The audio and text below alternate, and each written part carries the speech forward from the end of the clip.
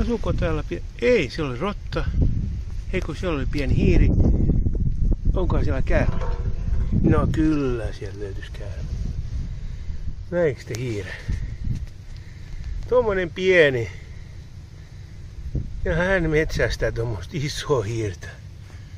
Oi.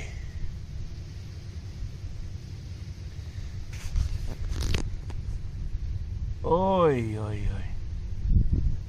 Semmoinen. Tämmöisiä täällä on. Joo. Laitetaan takaisin toi hankalasi. No. Padapara.